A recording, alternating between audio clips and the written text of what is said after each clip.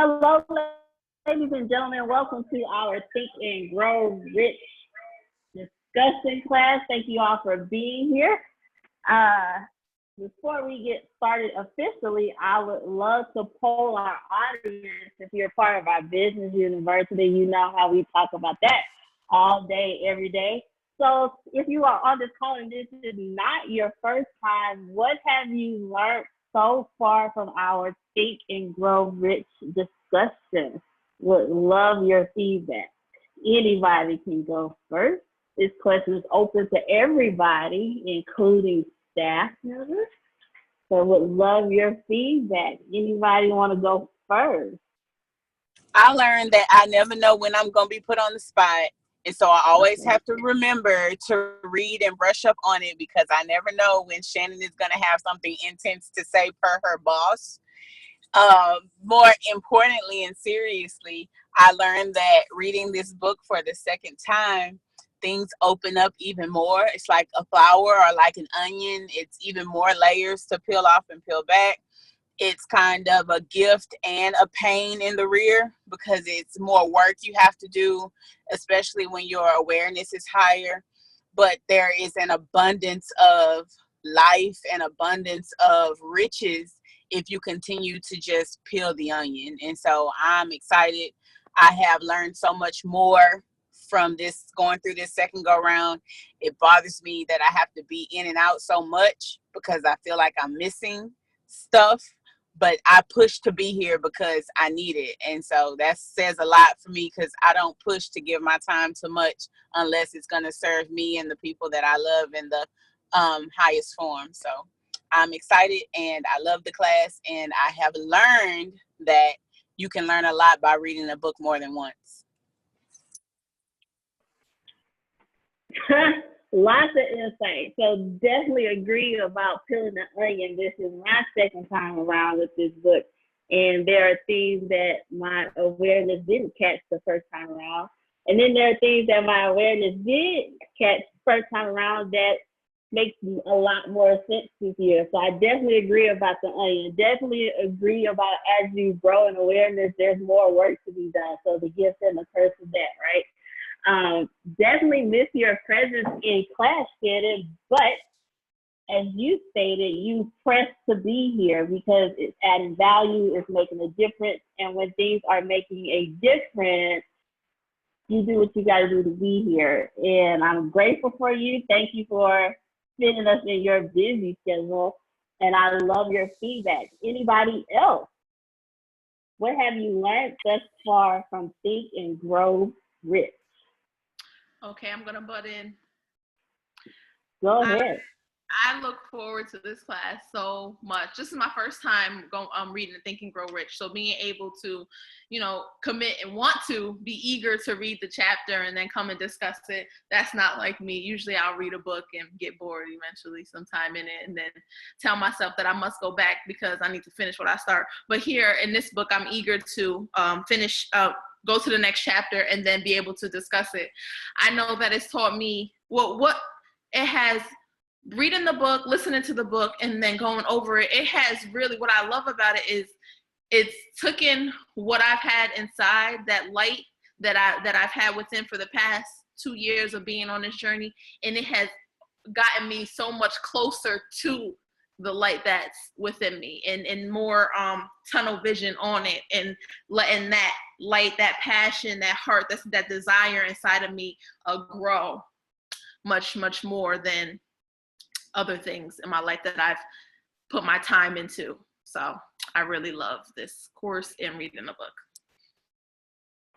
Also, I love your feedback as well. I love that you're enjoying the class. I love that you're eager to read and discuss. That's always I guess a difficult thing for me to do because I do get bored with books easily too. Sometimes I put it down, then I start something else, and I was like, oh, well, maybe I need to go back to the other book. But I do agree with you as well. Think and Grow Rich really does make you want to keep going and keep reading if you're willing to receive it. And I love that you have a burning desire to keep showing up. So I am so proud of you, Chantel. If you don't know Chantel's story, you need to check her out. She's doing amazing things. She's in Florida now. Go girl, get your prosperity. So proud of you. Congratulations on all of your success. Looking forward to great things coming from Chantel. Thanks for your feedback. That makes me think of last week, insight on last week, real quick. Antonio said the road to prosperity does not have arguments in it. Yes. Big facts. Thank you. Big facts. You're welcome. Road to prosperity does not have arguments in it. I'm sure that's going to come up time and time again. Anybody else?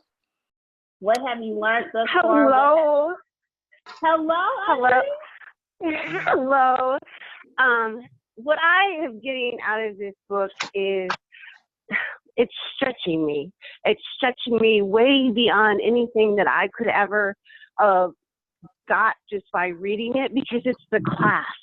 It's the insight that when everybody speaks, everyone is, it's hard to explain, but everyone is speaking, everyone's giving their own insight, and whatever they're saying, I'm open to, and I'm listening, and I'm learning not just from the book, but I'm learning from everybody else, and I'm getting to learn who people are, and it's helping me design who I am, and it's helping me look at as who I am, how I am, what's important to me, and most importantly, it's helping me realize that I do have desires and I deserve them.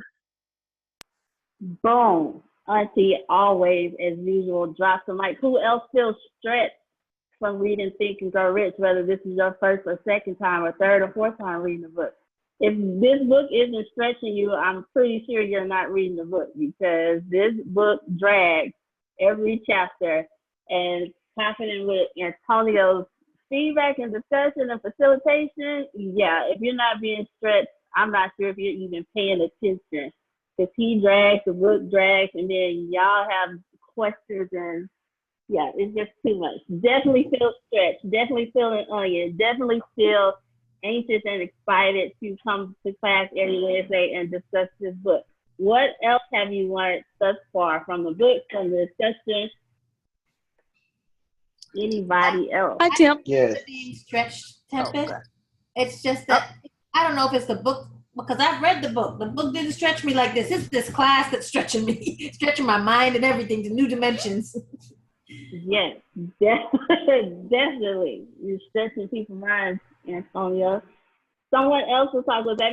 Miss Carol, was that you? Yeah.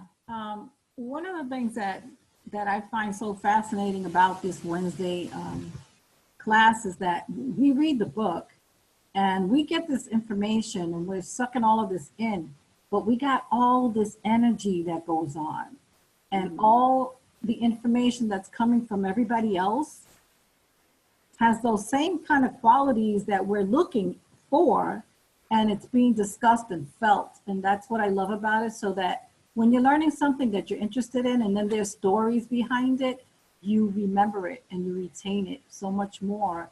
And then you look forward to the next time. It's like, okay, what's going to be next? You know, what other things can we pull out of that book? Because it's a great book, but if you're just reading it, it's a story. And it doesn't become real until it's tangible in conversations. And that's what I love about Wednesdays. Love it. Thank you. Love the energy in this class. I love everyone is so excited to jump on the call. We get messages all throughout the week asking for extra days. We can't do extra days, but it's great to hear that. Does that make you feel good, Antonio? Love the energy here. Thank you all for helping with that. Thank you for your feedback, Miss Carol. Grace is getting settled. So Brian, I think I heard your voice. What have you learned thus far from Think and Grow Rich? Yes. Thus far from Think and Grow Rich, I've learned the power of auto-suggestion, and that we are exactly where we are. We are who we are, and we have what we have because of our auto-suggestion. Many times we believe to have this, or believe to want this, or desire for this, which is greater than where we currently are. But until we change our mindset and change the auto-suggestion about what we're trying to receive or about what we're trying to pursue, we'll never actually acquire that into our lives. So it will always be a distant dream for us, and it'll never become a reality because our auto suggestion always rejects the fact of it becoming a reality in our conscious mind. And I love the fact I can get this on audiobook. Definitely. Who else has paid more attention to their auto suggestion in the last 2 weeks we've discussed this? Yeah. That auto suggestion is a killer if you allow it. Great feedback, Brian. Thank you. Grace, you ready? Go ahead, Grace. Okay, can you hear me? I'm about to piggyback off of Brian with the auto suggestion. This is my third time reading the book. And the first 2 times I just read the words and didn't receive anything. And this third time, my auto suggestion was like, girl, the third time is not the charm. We ain't receiving this. Yes, okay. Because I told myself it would be open this year. And auto suggestion was like, girl, stop lying. You are not. Okay. But but I had somebody to tell me, make sure you don't get allergic to positivity. And I said, okay. So we are going to receive this in auto suggestion. I'm going to tell auto suggestion, thank you for sharing. But we are going to be open and to receive this book this year, because in order to grow rich, you must think, because thoughts become things. And if I continue to reject and not receive, I won't grow rich. I will continue to grow in abundance of poverty. That's it. Nothing to add to that. I won't retweet what she just said, but I agree, and I'm sure so many other people can relate to what you just said. Who else? What have you learned thus far from Think and Grow Rich in or this class?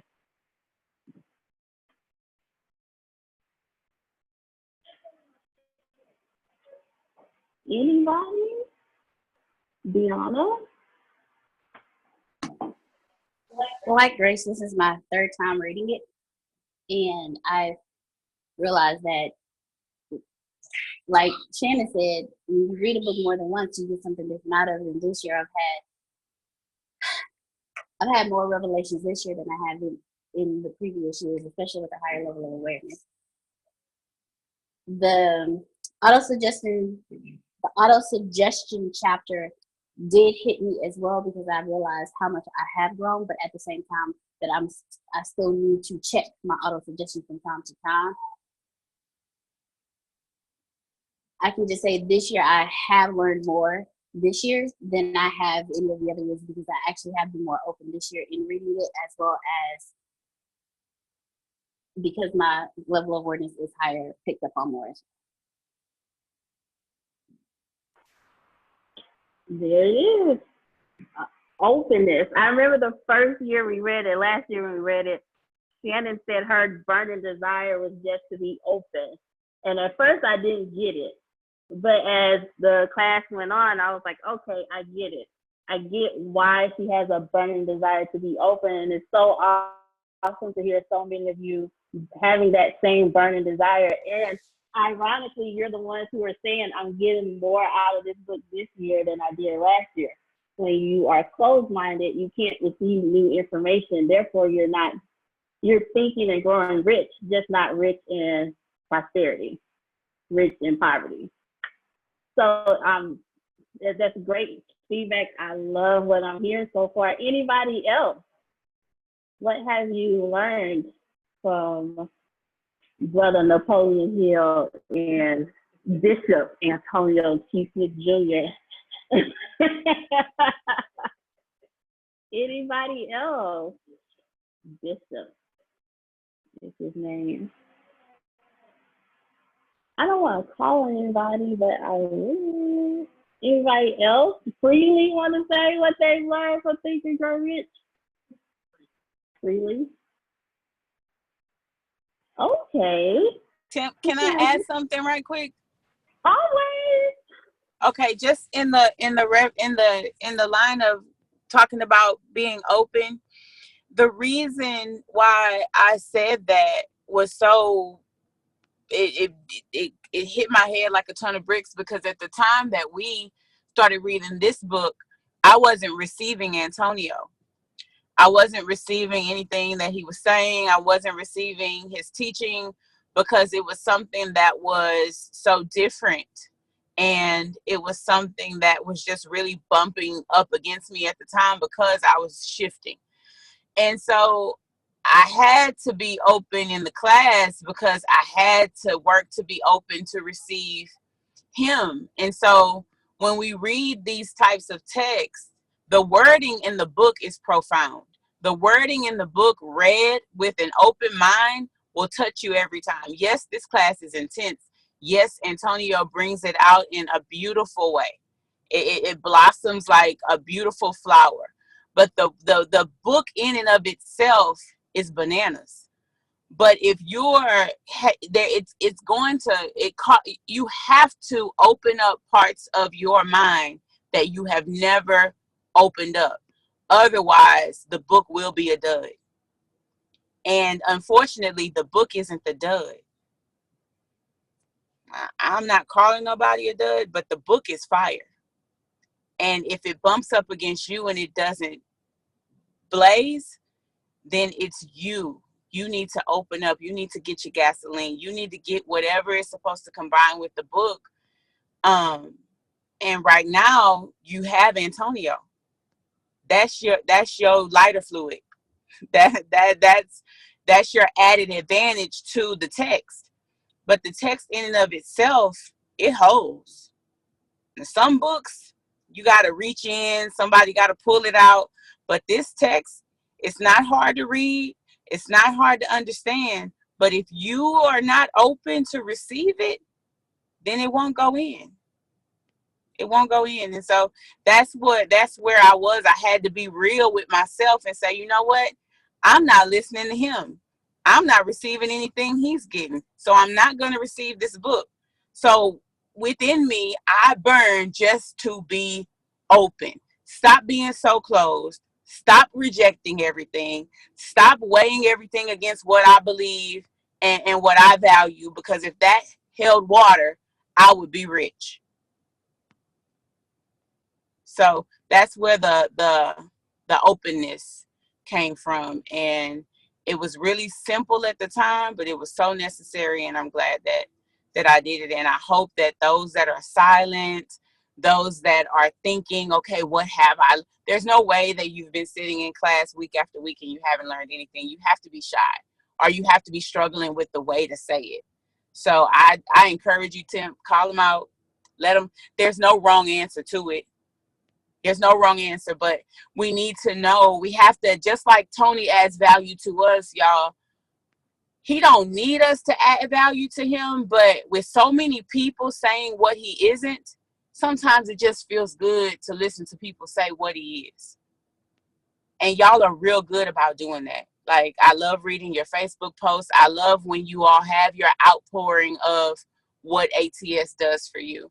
And so that's all we need in class today, is just help us help him to help you. Like, what is it that you've learned? If you've learned that you like the way your feet feel when they touch grass, that's something. You know, it don't have to be nothing like what we're saying, you know. It needs to be something. But I'm like, roll call. I can make you some popsicle sticks, Tempest, and you can put everybody's name on a popsicle stick and pull it out the cup, and it'll be your turn. That works at school. But I love y'all. I just wanted to add that.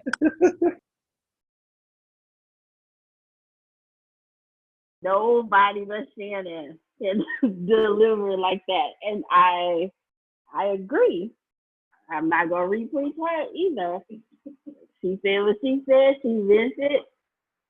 We gonna go with. Who else, before I start calling on people, who else wants to freely say what they have learned thus far in this Think and Grow Rich course with Antonio Theodore Smith Jr.? This is Susan. Hi, Susan. Hello. Well, you know, I met this guy many years ago, And the first week we were dating, he asked me to read this book. And I'm like, what is he talking about? And this is in the early 80s. And so I read it. And through the years, we've talked about it. We've used it in our programs. I think he holds it up in every presentation, I think he has said. And that's my husband, Phil. And what I love about this course is hearing the perspective of everyone else and the different generations and how timeless it is. It's absolutely timeless. Love it. That's probably the best feedback so far. Thank you, Susan. You're welcome. Awesome. So awesome. Anybody else? Anthony Lee. Hi. I know you got a word. It's coming. It's coming. Keep it going. It's coming. What have you learned so far from this course? Hello? Hi.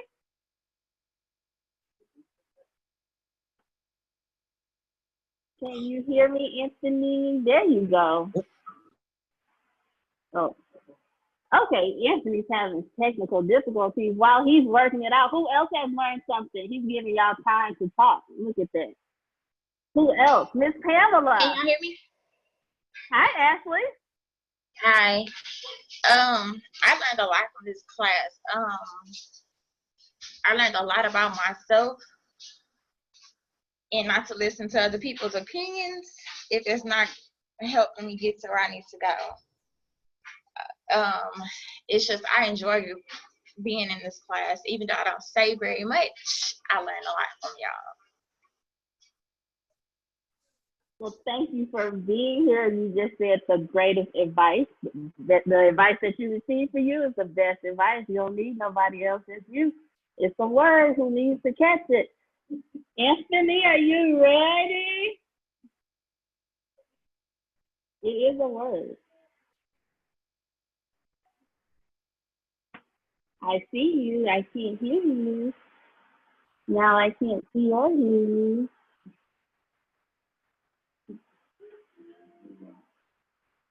Anybody else? Yeah, so we're going to work that out because you got something to say. I know it. I can feel it. Anybody else?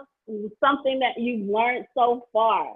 We've been talking Think and Grow Rich for over a month. 5 weeks, 6 weeks? What have you learned so far?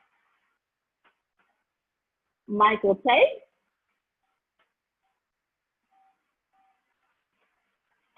All right. Can you hear me? Yes, sir. All right. Good evening, family. So I was sitting here pondering what I've learned, and it's been a plethora of things. I think a couple of my takeaways has been to really be opening up my third eye to receive the metaphysical tactics and strategies that Antonio and the book has shared so that you can manifest your desired experiences. Also, I realized that everything that we need to achieve abundance is already within. I think that's one of the fallacies, is that a lot of times we have been programmed to look externally outside of ourselves to try to achieve this abundance, and we already have all of the necessary tools that we need, and through the class and the participation of the teammates, we're actually learning how to manifest this on a consistent basis and not on a coincidental basis. So it's been very therapeutic for me. I'm extremely grateful to understand how now to manifest and put these tactics together, and I'm looking forward to learning more over the next few weeks. Perfect.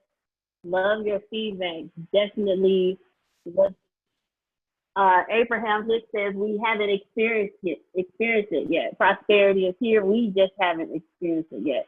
So definitely everything that you need to succeed in life is already inside of you. And on some level, you already knew about Think and Grow Rich, someone had to pull it into your awareness.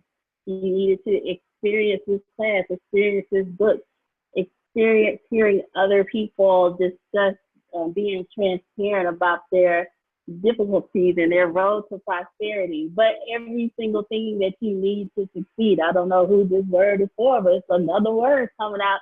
Whatever you need to succeed is already in you. Just pull it out. Call it forth, as Antonio T. Smith Jr. would say. Call it forth into your experience and love on it. Believe in it, have faith. Tell your auto suggestions, shut up. I got this. Think and Grow Rich. Anybody else? Antonio, what have you learned? No, I want to know what you learned. After years of reading this book, after years of reading this book, I have learned that I don't know anything. That's the truth. That's the truth. I read Think and Grow Rich in 2008. I start off twice a year, and then it goes up and up and up and up.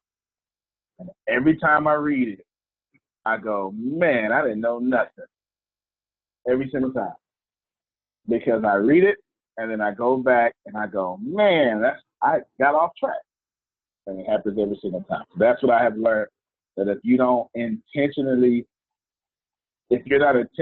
always learning, you don't know anything. That's what I learned.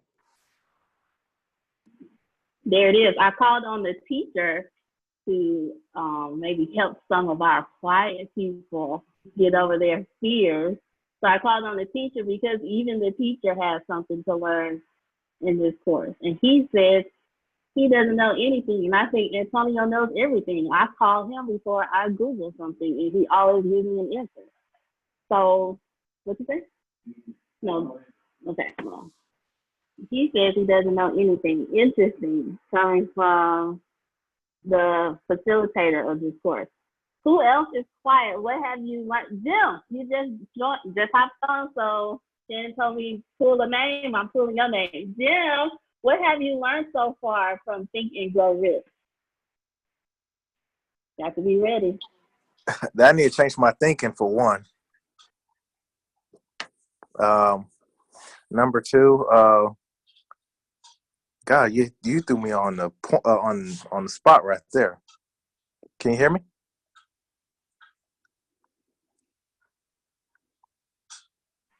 I can hear you loud. Yes, sir. Okay, cool. Well, one of the things I thought and I learned about was, thank you. Keeping your bills in perspective. Don't go outside your spending. And I don't know. It's a collection of things because I'm really busy. But just keeping your finances in mind when you're making decisions. Work for the long haul. Sorry if I need to give you a better moment. I'm sorry. No, you're perfectly fine. We're just calling people out, asking what they have learned so far. That's what you learned. Thanks for your feedback. Oh, no problem. Another thing is, I guess I can't remember if it's from Think and Grow Rich, is when you're dealing with your debt, deal with the highest percentage interest one, and then use the snowball effect to get out of debt. That's something that me and my wife are doing right now, is working our way out of debt so we can be financially free. Boom, there it is. Thanks for your feedback. Anybody else? Could I come on again for a second? Of course. Okay, because my mind is expanding and I'm sitting here and I'm really thinking because I've been on the calls, many of the calls, and interacting and really taking advantage of the opportunities that we have here, right here with the business university, and being able to read this book and have these classes. And I'm reflecting on my life real quick as we're talking, and I'm like, I wouldn't have been able to do the things that I've done without this consistency here, without looking forward to these calls here and coming and knowing. And I think somebody said it, they said, I think Brian, he said, if you have to come on the calls, if you have to have Zoom calls as family, then you go ahead and do that. And that's what I've had. And that's what I've had to do, is find my tribe. And when Antonio comes on here and he makes the words that Shannon explained to be so practical and profound in the book as they are, and when he's able to touch your soul or my soul and relate, and you listening to him and you're like, yeah, and you're not being so stubborn or hard-headed, and you're saying, let me implement this into my life. You don't even say that, you just do it. And how your desires and things that and more than what you even expect comes into your life, after that. And then more, I feel like as we continue with the classes, as they grow, I grow. Because the last week I did something, I was sitting there and I'm thinking about auto-suggestion, and somebody was speaking on the call, and my mind was like, call this person, tell this person your story. And then that auto-suggestion that had been a habit, that learned behavior, was like, nah, don't do that. You're going to sound weak. You're going to sound this. And then being able to have this family here in Antonio, like, just touching my soul, I'm like, no, I'm going to call this person. I'm going to sound crazy and I'm going to do it. And what I received from doing that, has opened up so many opportunities for me, being out here, coming here, not even knowing where I'm going to stay, and now being gifted with luxury. Oh, get me off this right now, because I'm going to tell you something. When you listen and you're listening, you hear it in your heart, and when Antonio is taking these words and putting them into your real life, and you could see what he's saying, implement it into your life and watch how prosperity, abundance just comes into you, and you just let that old person die. I am so grateful. I'm so grateful for the calls, for Antonio, for the team.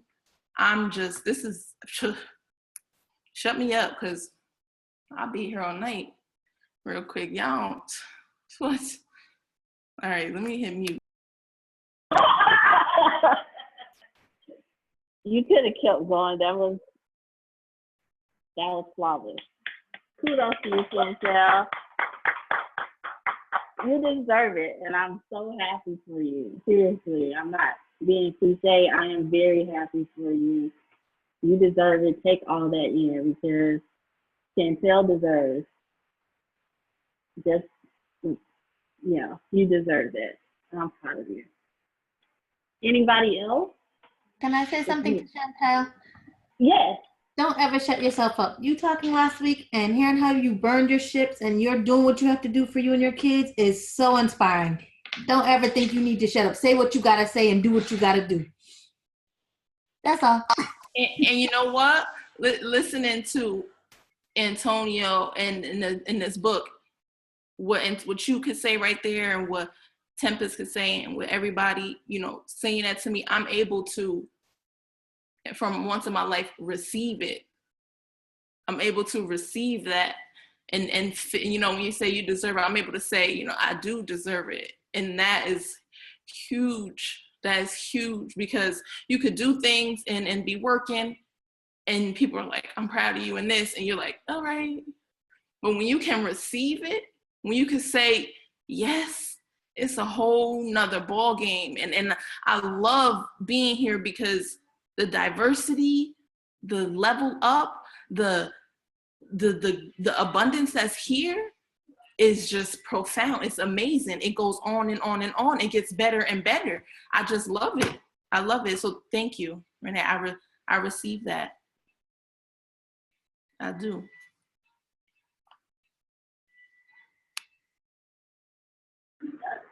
Oh, great creative source. We come to you right now, and we are just so grateful to have you in our presence. We are one. There's diversity over this phone, young and seasoned, as one of our fellow mates, Marjorie, would say. We are grateful to be in this place. We give special love and we speak life over Chantel, as she has risked it all And the last time I checked, the universe does not let anyone down who has risked it all. Somewhere in a sacred text it says, if you want to lose your life, try to gain it. But if you intend to gain it, don't be afraid to lose it. And we are so grateful that she is an example for her children. We are grateful that she is willing to die for her dreams so she gets to live in them and die later. We are thankful for everyone on this call, from every preacher to every Muslim, to every Sikh, to every atheist. We are just in love with being alive. In the name of abundance, if you receive it, will you say amen? There it is, there it is, there it is. I felt the need, all this good energy running around there like Carol said, and we've got to stay on top of that. We are thankful. This is going to be a good chapter. Specialized knowledge it's not my favorite chapter, but it is the chapter that made me the most money. Okay?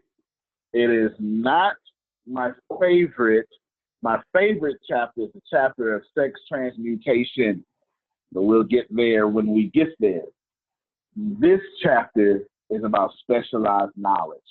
I'm going to go through the book, but before we get there, let me just define specialized knowledge.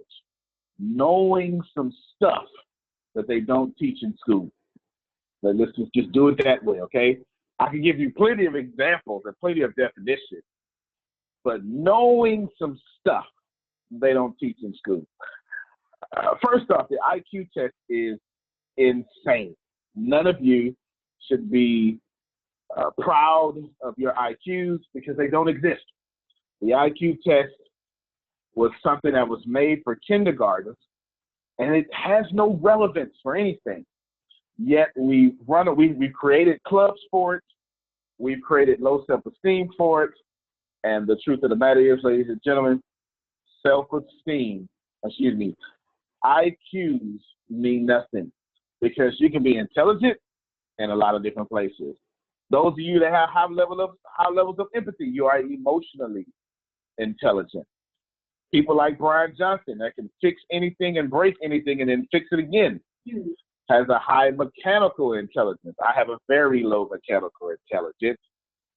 Point is, all of you are who you should be and can be because you deserve to be that.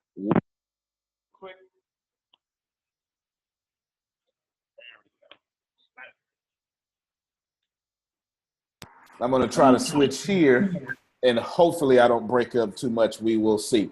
Am I breaking up? Outstanding, because I like y'all to see my face. You can't see me. Now it's John Cena. I'm just joking. All right. Now, Jim, do not focus on getting out of debt, sir. That is not thinking and growing rich. Gotcha. If you focus on getting out of debt, you're going to get more debt. Okay? Yes. Well, yeah, Bob Proctor sure did say that. They did on The Secret. Yeah. He said, I don't care if you get out or get in. You focus on debt, you get more debt. What you're doing, what you and your wife are doing as a unit is traveling towards prosperity. And let me tell you something. And Shannon Clark said this about 4 years ago. And then she asked me some questions about it. All you have to do is get out the grave. And you're automatically in prosperity. You're automatically in prosperity. If you get yourself out your grave clothes, and you don't even have to get both feet out the grave. You just got to take one of them out. You can still be dirty. You can still be filthy, dirty, have grave on your foot, and have grave on you. But most people don't even get out the grave. Listen, you could be in the cemetery with 1 foot in the grave and 1 foot out the grave.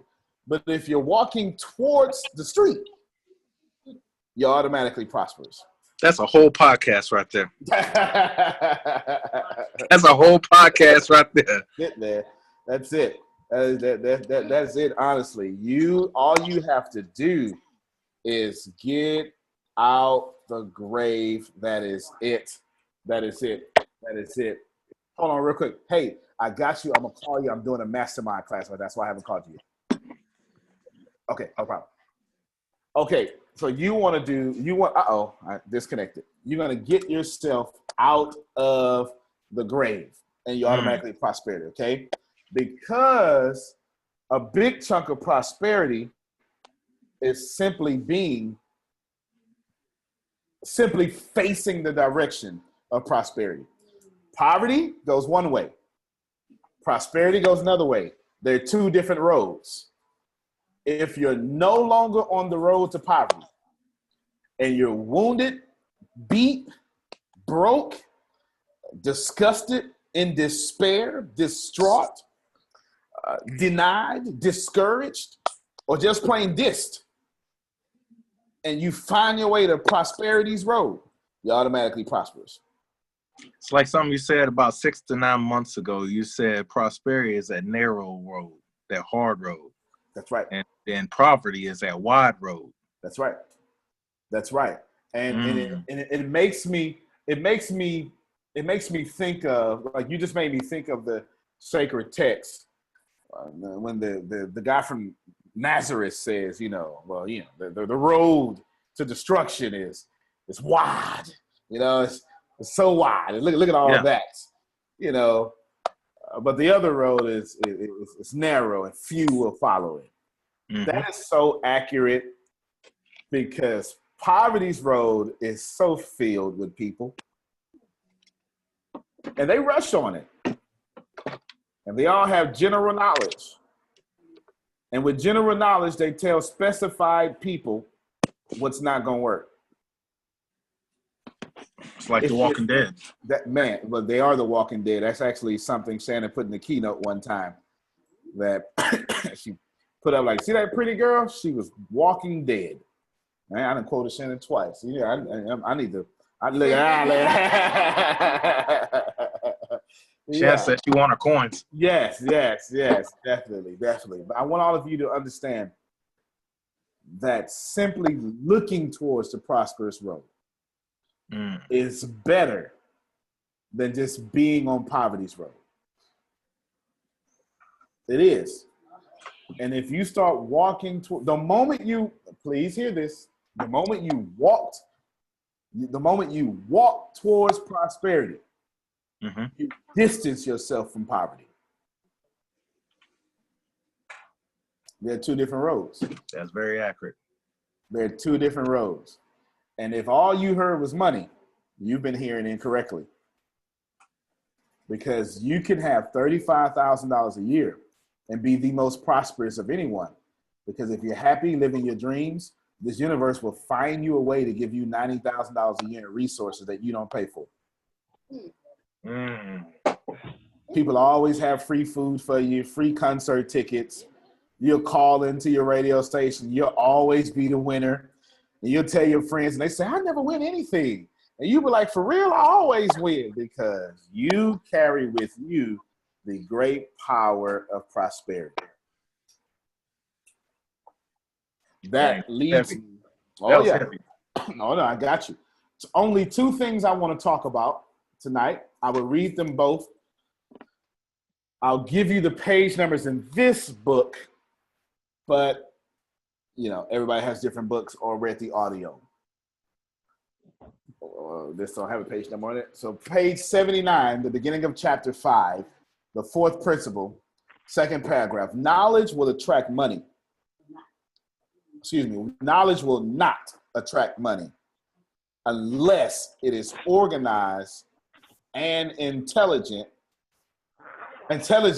directed through practical plans of action to the definite end of the accumulation of money.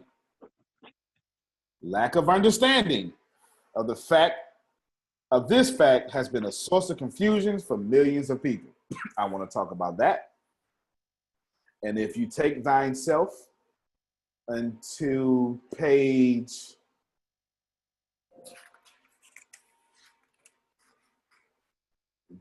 Almost there. All right. Page 95 in the same book. If you, I'm sorry, 1, 2, 3 paragraphs down. If you have the imagination and seek a more profitable outlet for your services, this suggestion may be the stimulus for which you have been searching. Those are the 2 things I want to talk about. I break both of them down and make them very plain to you. On page 79, we're gonna talk about more, but these are the 2 focal points for today. On page 79, it says, knowledge will not attract money. Ladies and gentlemen, knowledge is not power, will never be power. Some of you folk been praying for a long time and ain't got no better. Knowledge of your sacred text, knowledge of your deity, knowledge of your religious doctrine, knowledge of your culture, or your 4.0 GPA. It won't make you any money. Knowledge does not vibrate at the frequency of money. You should write that down. I can say applied knowledge, but then that's not even enough. That's another cliche. Cliches are killing us, aren't they? Knowledge will not buy, gift, attract you money. More respectedly, knowledge will not attract money unless it's organized and intelligent. Knowledge will not get you money unless what? It has to be organized and intelligent. So the next time some old folk tell you, write it down, you should write it down. Young folk always think they know some stuff. Now, how you think they got to 60 years old? You think they accidentally got there? Come on now. Come on. They didn't just wake up 60. They had to go through and learn some stuff. Knowledge won't get you anything unless it's organized and intelligent. I have punched this in. I had to punch this home because y'all been reading books for a long time now. Some of you been reading Think and Grow Rich for a long time. It wasn't until you joined this mastermind, like Chantel just said, that someone helped you organize that knowledge you have and gave you the energy and confidence to make you feel intelligent. And then you intelligently organized that knowledge. You didn't just say, I want to leave New York. You said, I'm going to leave New York and go to Florida on this day, at this time, in that car, no matter what. She went from, I need to leave, to I'm gone. There's a big mental difference. Like me, many of y'all been needing to lose weight. You ain't did that yet. Because needing something is a vibration of lack. It's a different part of the brain. It is not on the road to prosperity. So what I want you to do for the rest of this class is I want you, the reason I talk to Jim that way is because I want you to picture 2 roads. Poverty, prosperity. Picture them in your mind. Play with your hands like I just did. Or write it down on a piece of paper. Go ahead, draw the road. Draw the road, poverty. Draw the road, prosperity. Let's make it, if you use your hand, let's make it definite so you can see it. Make your left hand poverty. Now we got a specific plan for our left hand. Make your right hand prosperity. If you're on your paper, draw a straight line for poverty and draw the most crooked line possible for prosperity, because it's so easy to go to poverty. Prosperity has the illusion of being difficult.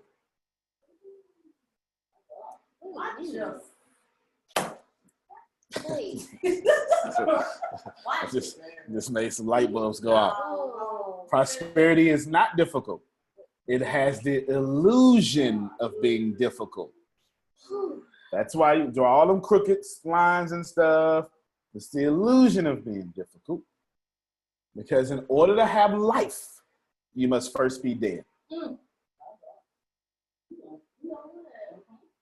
If prosperity is life, in order to have it, you must first be dead. Well, I was never dead. Yeah, you were. Before you were born, you were dead. I don't care how much you hijack the word dead. You, depending on your school of thought, you were sleeping with your fathers.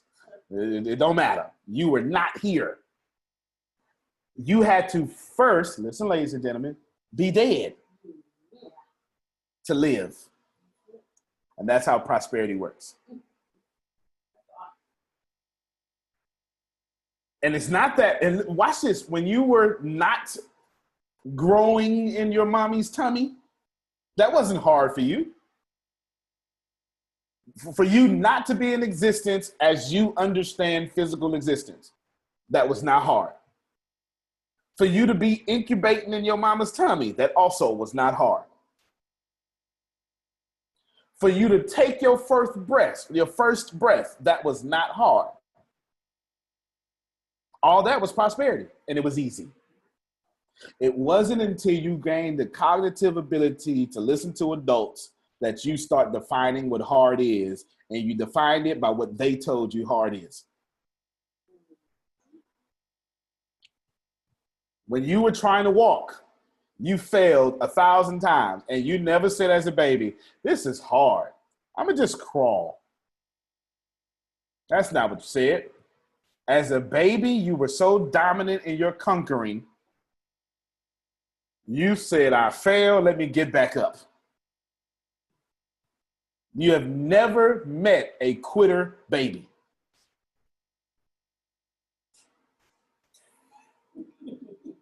Adults teach babies how to quit because adults want their children safe and not prosperous.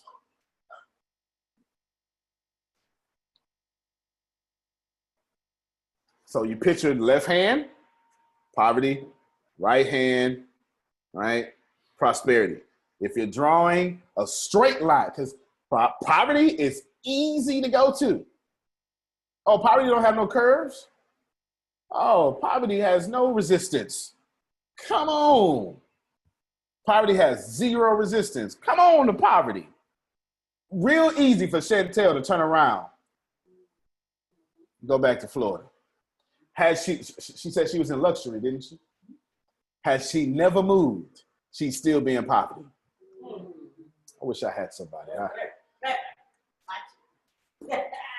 Now, I don't know what kind of luxury she's in, but I want to make this make sense to you. Whatever that house costs is what she just earned. The whole time you thought you had to make the money to enjoy it.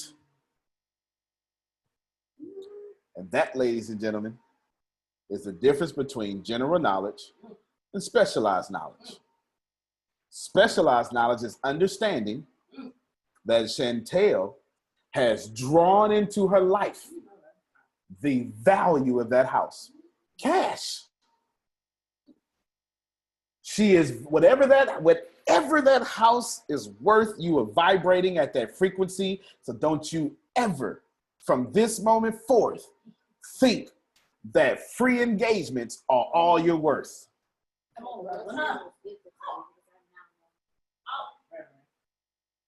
You All we need understand is what a I'm saying? turn and a close, sir. Just turn and close it. Is there anybody? Just come on. Come on. You are vibrating at the frequency of the wealth you're in. That's specialized knowledge. General knowledge says, got this house, I'm grateful, but I better do right so I don't overstay my welcome. Anybody can come up with that. Let me fold this. Ooh, let me clean this. Let me make sure that anybody can do that. That's general knowledge. General knowledge is don't overstay your welcome. Specialized knowledge is there ain't no welcome. I'm already welcome. Specialized knowledge is understanding what to do with your PhD. General knowledge is the PhD. General knowledge is me teaching you how to speak. Specialized knowledge is me teaching you how to speak to make an impact on people to make millions.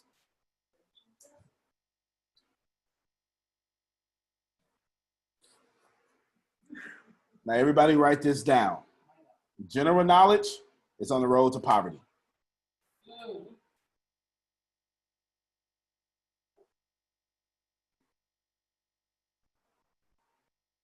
Specialized knowledge is on the road to prosperity.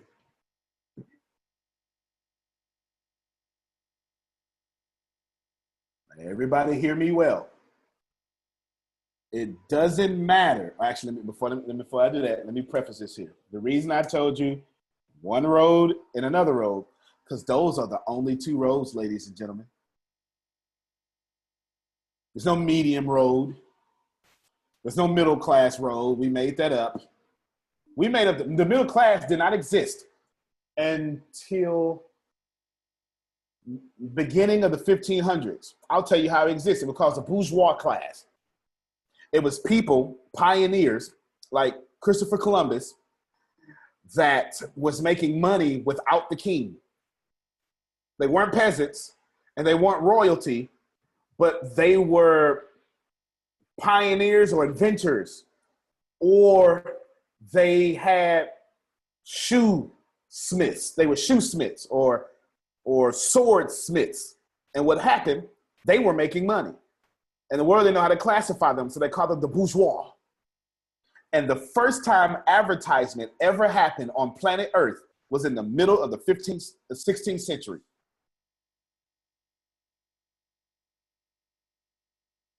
It was never a class that ever had money besides royalty or knights. Ah, crap. All right. There was never a class. There was never a time that the royal class or royal class of knights, that's the only people who ever had money until people start inventing or exploring. That's when we made up middle class. What I am attempting to tell you is that we made that up 400 years ago. Everybody process that. If it was made up 400 years, is it a universal law? No. But the pool would be with you always. That seems pretty old, don't it? A Nazarene guy said that.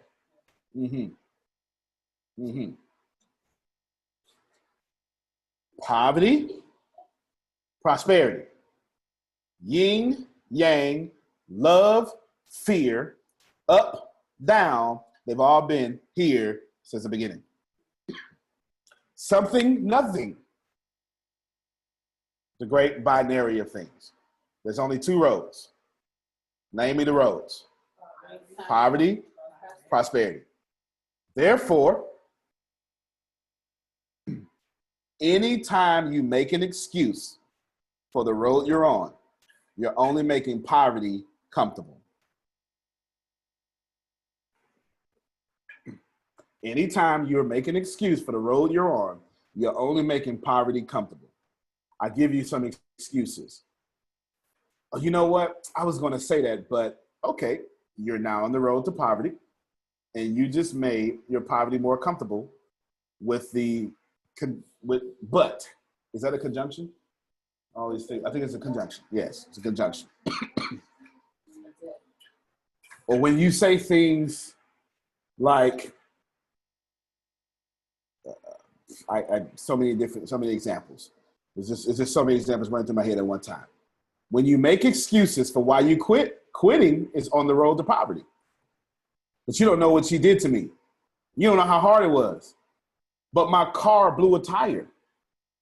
But I don't know who's in Florida. I don't have a place to stay in Florida, but I have my kids. No one's gonna help me. I don't have a job. All that would have been you making poverty comfortable. And ladies and gentlemen, you ought to be over making poverty comfortable. How many times have you used excuses in your business and put your business on the road to poverty? Now, I said all that to set this up. Specialized knowledge is understanding that there are just two roads. And Michael Tate, no matter how much I vibrate at a good frequency, if I am doing something on the road to poverty, I am in poverty. Oh, yeah. Do you know how many nice, sweet, great, saved, angelic people are poor? Because they have the right vibration, but general knowledge. But we're going to make this real plain today. Just because you're on the road to poverty doesn't make you a bad person, mean, salty, or evil. Some of the nicest people y'all know are on poverty's road. They'll give you the shirt off your back. They'll fix you meals, pretend they ate, don't even eat so you can be good. They have all the vibration of a good person. If you're religious, they'll make it to heaven, but they're going to stay in hell until they get there.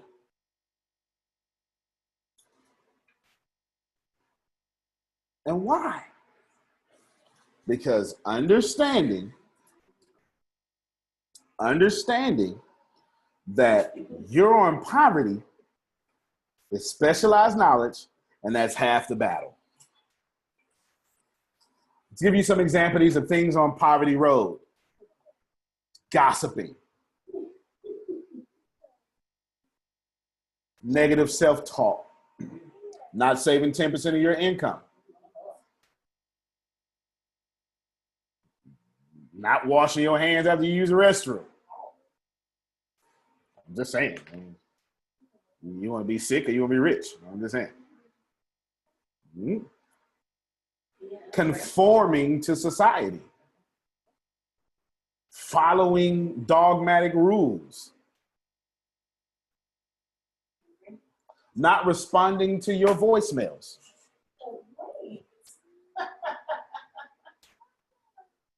If everyone is connected and someone has reached out to you and they're not being negative to you, you don't respond back to them, you put yourself on the road to poverty.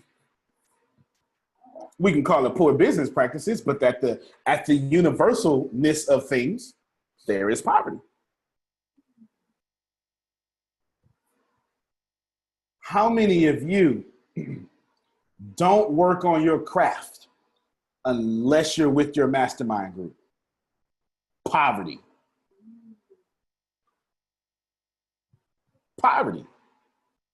No matter how much you vibrated at the right frequency with your mastermind group, you were never truly in poverty. You were never truly in prosperity. Because all along, you were going to go home and not do anything. The only road you're actually on is poverty. You just make poverty look well.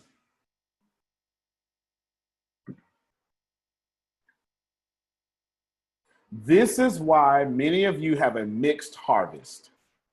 This is why sometimes you're up, sometimes you're down. Sometimes it's good, sometimes it's bad. This is why, and I quote myself, you get these good opportunities, but they never pan out. because you've planted the seed of opportunity. You planted the seed of opportunity, but your vibration, look at take faces, but your vibration says, nope, mix it with poison. Why'd you even do that? That's just messed up right there. I'm saying that was one of my questions, and there you are, just messing up my whole evening. Thank you. You're very welcome. You're very welcome. I'm excited to mess up your week about that one. Okay. But honestly, how many of you keep getting partial blessings? Partial blessing is you on the road to poverty with the proper vibration. That means your methods, your subconscious, your lifestyle, your friends, they're all on poverty's road, but you getting better.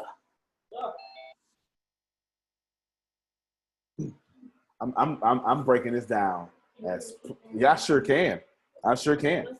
All of you with partial blessings, all of you that have partial blessings, it simply means you on poverty's road, vibrating at abundance frequency. And how can you do that? Very simple. You have the right mind. Well, excuse me. You have the right brains. You have the right talent, but you don't have the right mindset. Warren Buffett says you have the brains, you have the talents, you just don't have the habits of a millionaire. Habits are things repeated. Things are a noun. Therefore, habits are tangible things, nouns, repeated.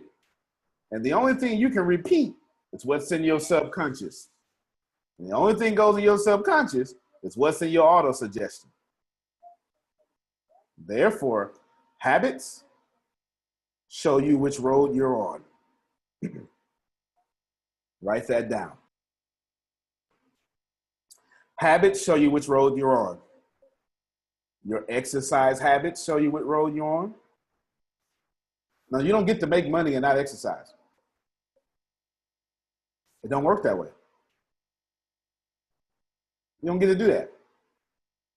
You don't get to be spiritually well, but financially poor. In fact, won't you write this down? I'm about to go harder. There is no such thing as a poor, righteous teacher. No such thing as a poor, righteous teacher.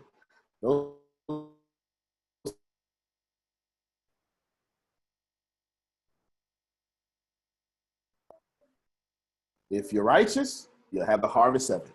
And I'm not talking about salvation. Don't spiritualize that. If you want to spiritualize it, you can go to John chapter 15, verse 9. And it'll tell you that, actually, you know what? I feel it in my spirit. It's the least I can do. It is the least I can do. Let me do this here. Hold on, y'all. This is only proper.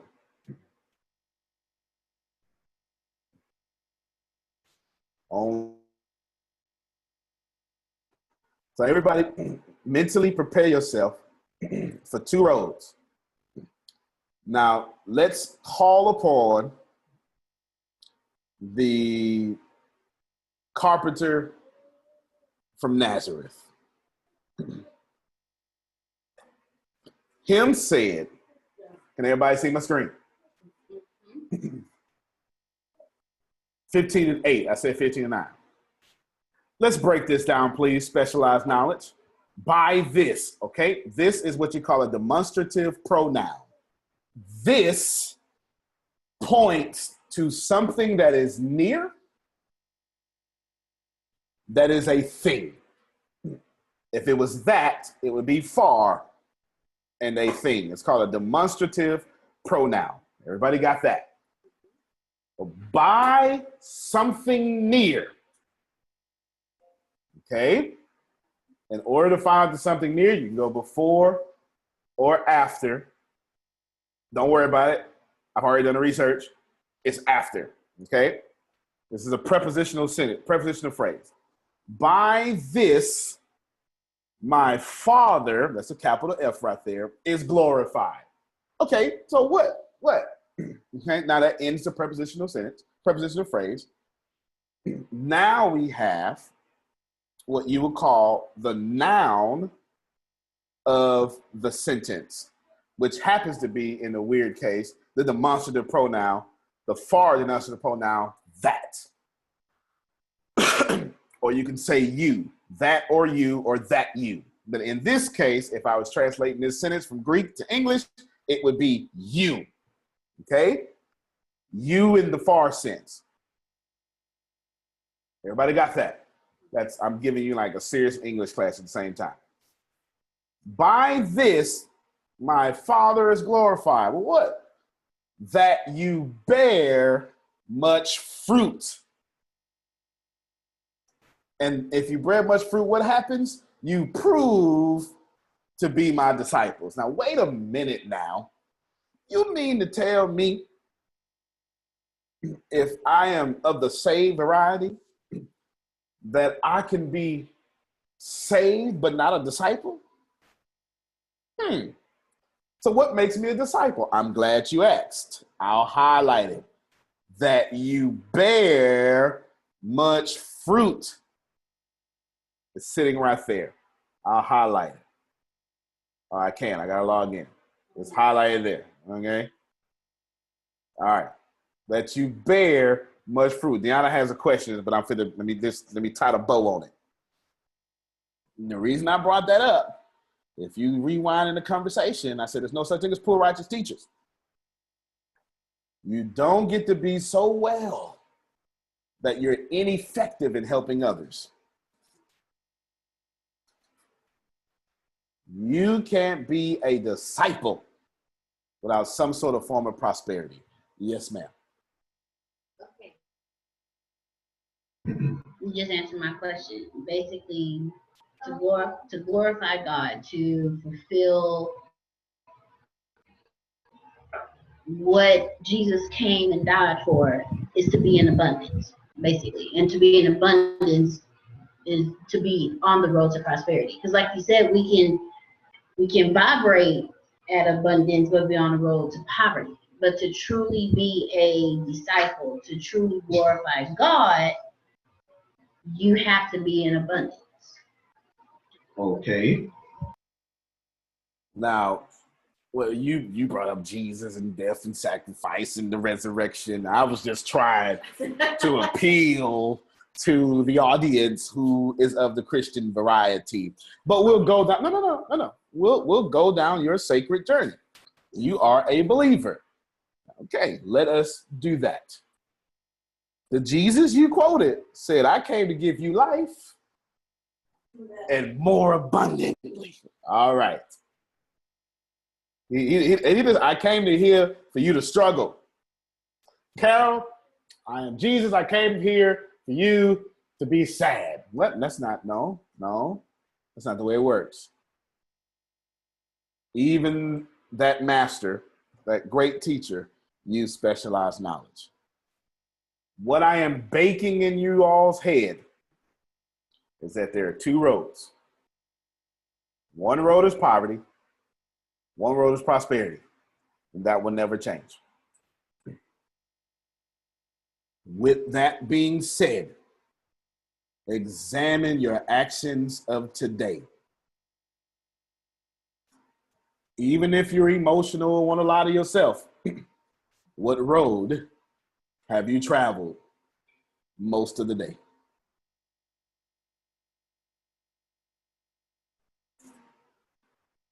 Everybody, I see the eyes in front. Is everybody processing this? What road have you traveled most of the day?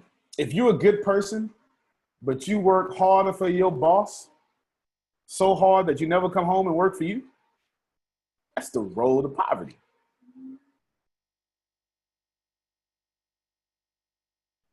And if you're a good person and you love your job, that's the road to prosperity.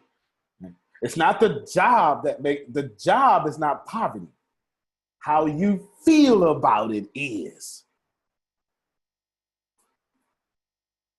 Not the job. It's not the job. Your source of income is not poverty. No matter how little you make or much you make. How you feel about it is. Am I helping someone identify? All right. Now I can move on. That being said, general knowledge is on the road to poverty. Have I said that already? Outstanding. Specialized knowledge is on the road to prosperity. So what is general knowledge? I'm glad you asked. General knowledge, you remember the story of Henry Ford, don't you? They tried to call him an ignorant man is what they tried to call him. General knowledge is what you all have been tested for in school. That's all. They teach you a bunch of random things. If you're in America, they teach you the American Revolution was good. If you're in England, they teach you the American Revolution was not good. Right? I mean, it's just depending on where you're at. Just saying. I don't know if you ever thought about it that way, but the American Revolution is not viewed the same in England. But since America won, history is written by the winners. You know, so we have a slanted view of it, right? Which I'm grateful, but you know, I wouldn't mind some tea anyway. General knowledge is just you understanding some things. I can give you general knowledge, I can give you special knowledge. I like to give it to you the way Bob Proctor would. Can I give it to you the way Bob Proctor would? Bob Proctor splits intelligence and awareness.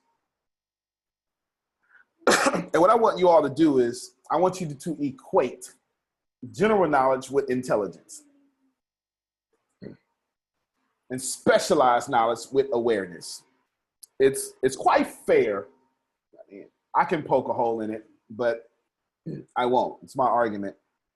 And with that being said, it's a great way for you to understand this, though.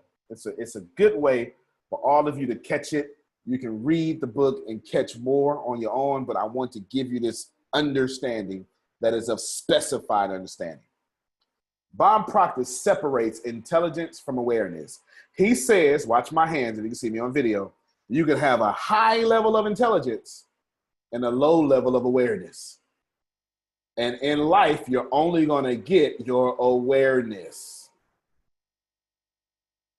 You're not given your intelligence.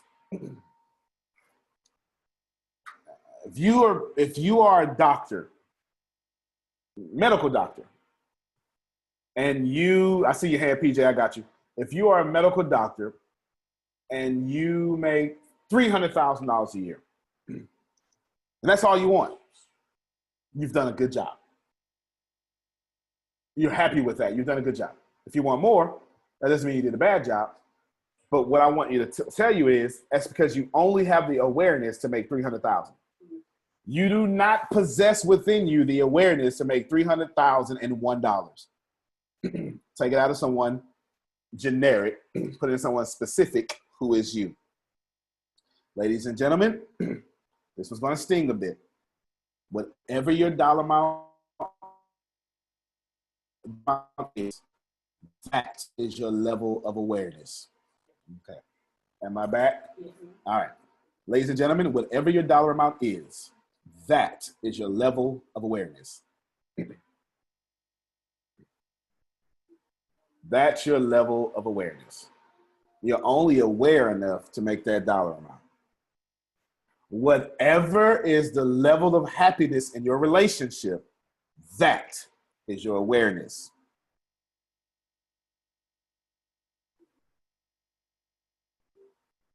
How many of you are intelligent enough to know that there are billionaires that exist? How many of you are billionaires? See? That's intelligence. That's the general knowledge of billionaires. That is now going to make you a billionaire. You must have the specified knowledge to acquire $1 billion, or the awareness, same thing is the way I'm using it, to acquire $1 billion, and then you'll be a billionaire. Did that example help? You have you know there's a list of billionaires, don't you? Are you a billionaire? Okay, well, someone went, well, I don't want to be a billionaire. That's fine. But do you know that there are billionaires? Are you one? It is because you lack the specified knowledge to be one. That doesn't mean you have to be one. It doesn't mean that your life is poor or you've done bad by yourself. Because if you want $60,000 a year, all your bills paid in a fully loaded Honda Civic, and you got that, you are a highly aware creature. Go ahead, JP.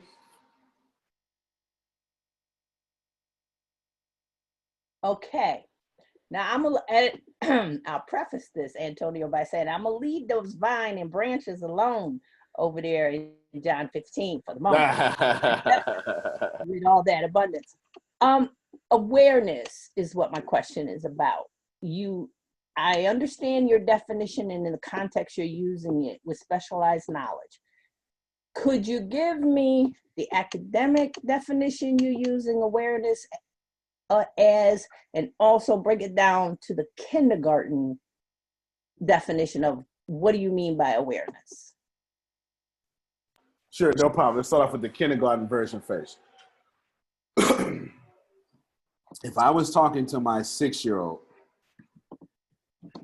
I would say, buddy, the secret to life. Actually, come here, Aiden. Come here, Ashton. Oh, he home. I forgot. I homeschooled him. I thought they was here. I homeschooled him. Had they been here, if I call them my little buddies. If I ask my 6-year-old, what's the secrets to happiness? He'll look up all shy and he'll tell you to be happy. I have broken down to him the law of attraction in 2 words.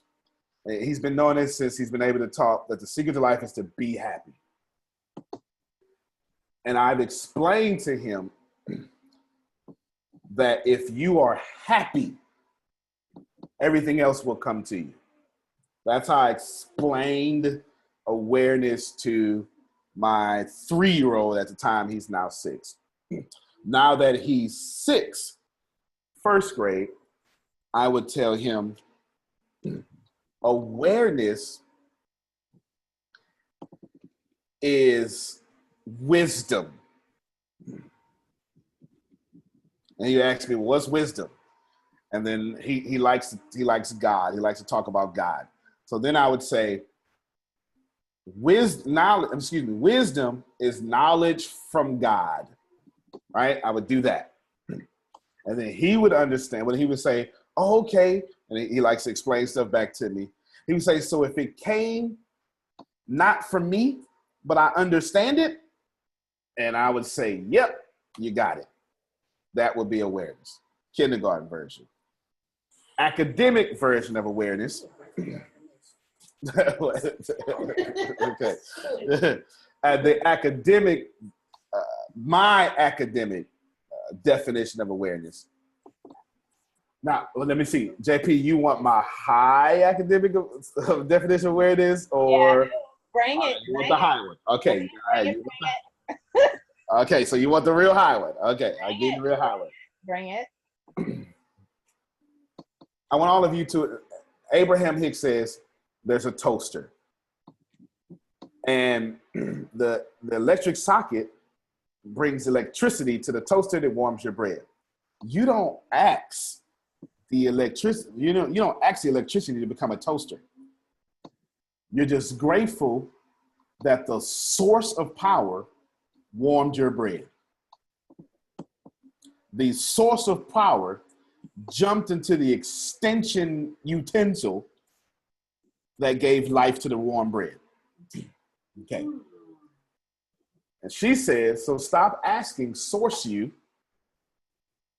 to change into you, and you, physical you, to change into source you, because you're one and the same.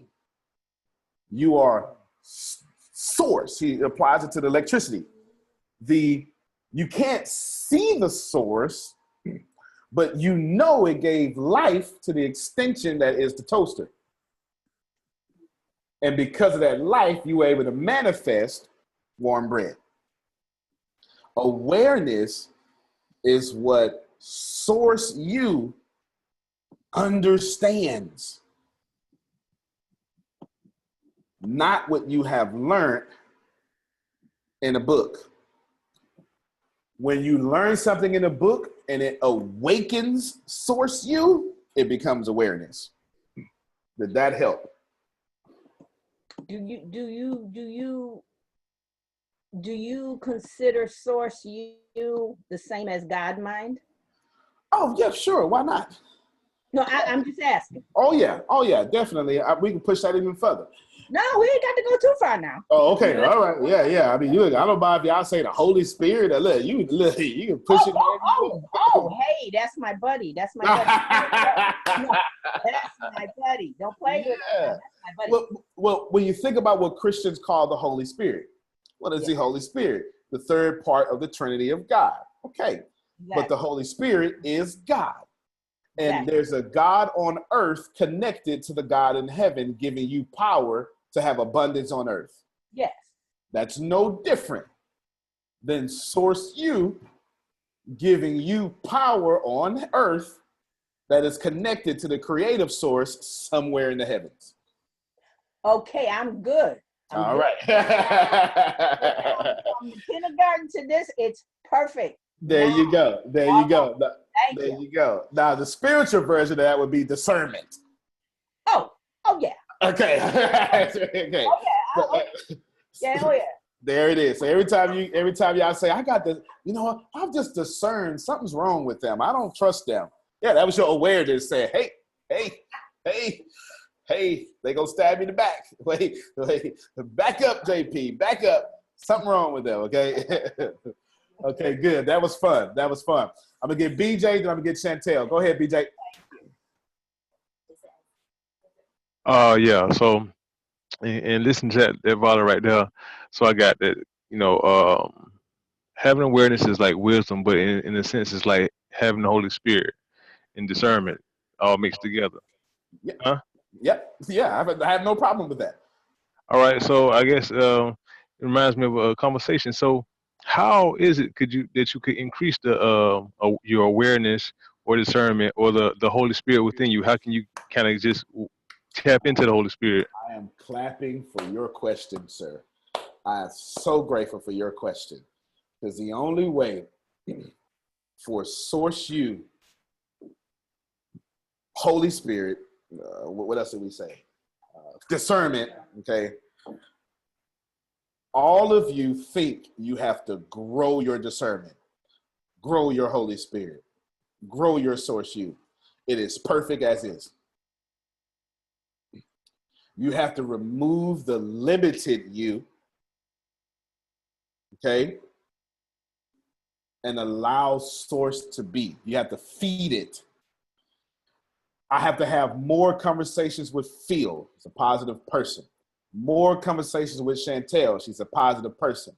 And the more my discernment aligns with her discernment, the more we can feed off our discernments. A sacred text says, iron sharpens iron. The more I have pleasant conversations with Carol,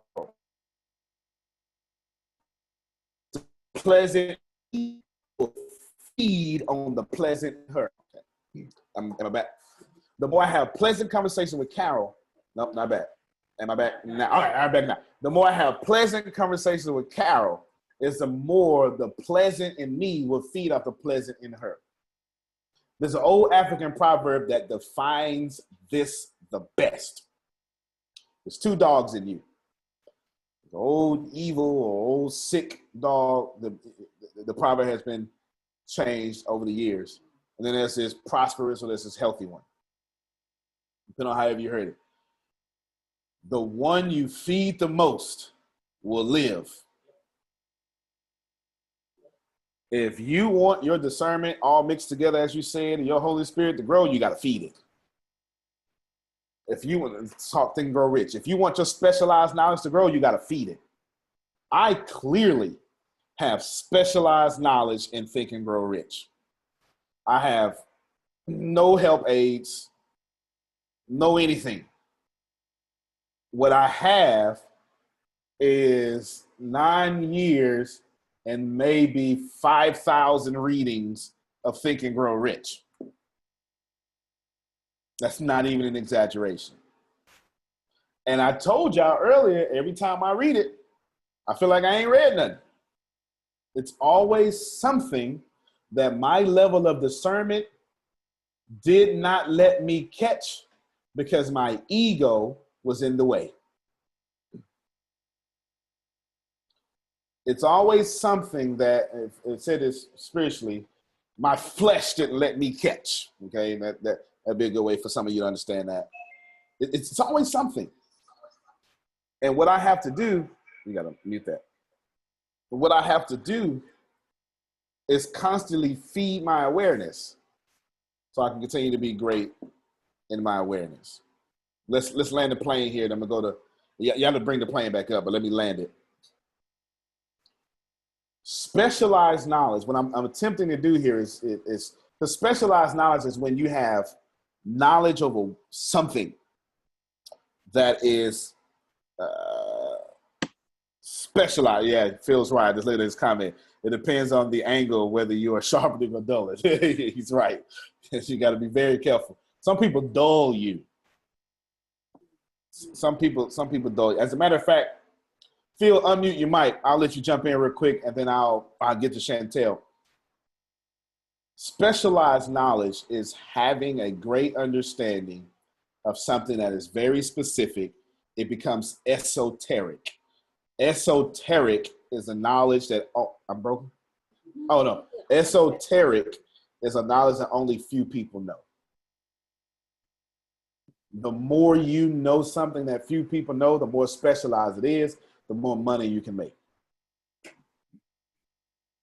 Okay, Phil, you want to jump in and say something right here? No, not necessarily. Just that when I hear iron sharpens iron, I always say to myself, yeah, but it depends on the angle. Oh, okay. So talk louder for me, Phil. Put your mouth by the mic. Yeah, let me plug in. Hold on. Okay. After he talks, I'm going to go to Chantel, then back to PJ. Just go to Chantel for now. Okay. Chantel, go ahead.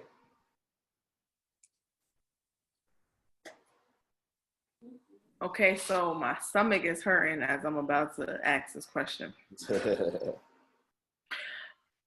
As I hear people's story, and me being younger and adults, and I keep hearing this, and because I've been focusing and learning and building my specialized knowledge on personal development, and I hear, and it takes time, and it doesn't happen overnight, and I feel like whenever I hear that, it gives me an excuse to keep going back to that poverty road. Because I'm aware of looking at it in the sense of poverty and prosperity and general knowledge and specialized knowledge. So when I think of them as this and no in between, no ups and downs, what about it takes so much time? What about it does what? I didn't. Sorry. What took so much time? Why did it take so much time? Why does it take so much time? It doesn't take time. Time doesn't work the way you think it does. There is no past and there is no future. That's also an illusion. There is only the present. It takes what you perceive as time, which can be bent. Einstein already proved this. The space-time is a dimension, excuse me.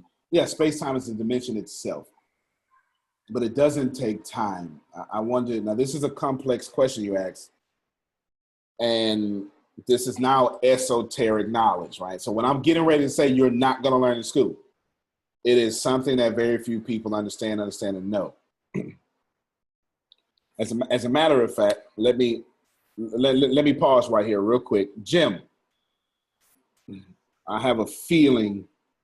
Go ahead, say something.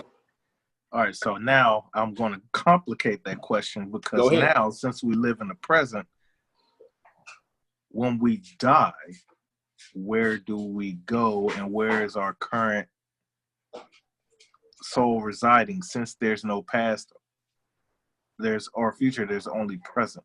Sure. So you're actually even higher level of question. The short answer is you don't die, but I'll come back to you and I'll answer both of y'all questions. Oh yeah, you got to give me this. Oh, I got you. But it works like this here. Your perception of time comes from the second law of thermodynamics. In layman's terms, actually, hold on, let me pause right there. Let me see. JP, ask your question. Let me see if I can wrap all three of them into one. Okay, I'm going backwards a little bit. It was okay. That BJ said, BJ's question, when he asked about growing discernment, and we got into the sharpening iron. And if I remember what I was going to comment on and ask, is that the same as saying, like you said, you have conversations with people. All right, the more you know someone, the more intimate knowledge you have of that person. Which is specialized knowledge of that person. Yes, and intuition is sharper. Discernment is sharper. You know more, say what Tempest is gonna do than you knowing what I may do, because you have time under your belt and intimate knowledge, and you have spent time in conversations and growing knowledge. Okay, so with discernment and wisdom, that comes with spending more time with source, because if that's where your power is coming from and your specialized knowledge is coming from, the more time you spend with source, it should grow. I have no issue with agreeing to that. Because now I'm going to say what you just said in a few different ways, so everyone can grasp onto it. A youth pastor would say, ladies and gentlemen, just strip away the voice of the world, strip away the voice of your homework, strip away the voice of you, and what you'll just be left with is the voice of God. He'll say, turn down the voice of this world and tune up the voice in you. That is you. That's equivalent to you saying that the more you spend time with source, the stronger your discernment gets. You understand what I'm saying? Mm-hmm. It's the same, saying the same things, just a different school of thought. So it has different emotional words that are attached to it. Mm-hmm. So I said it that way so other people can grasp that. The more you spend with God is the more time that you understand, and whatever some pastor would say after that, I don't know, depending on your faith or, your religion. But you get it.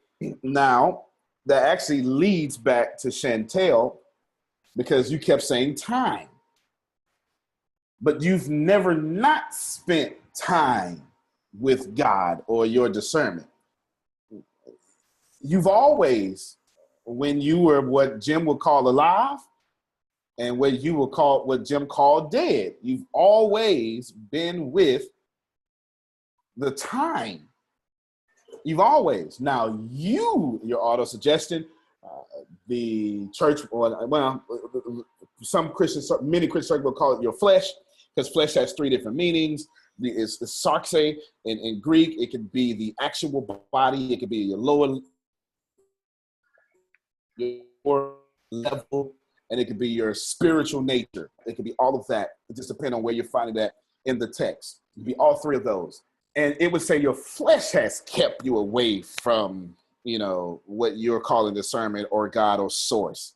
But you've always been in the moment with God, with source, with awareness, with intelligence, with your super conscious, I'm trying to think of every school of thought I could possibly think of, right? You've always been there.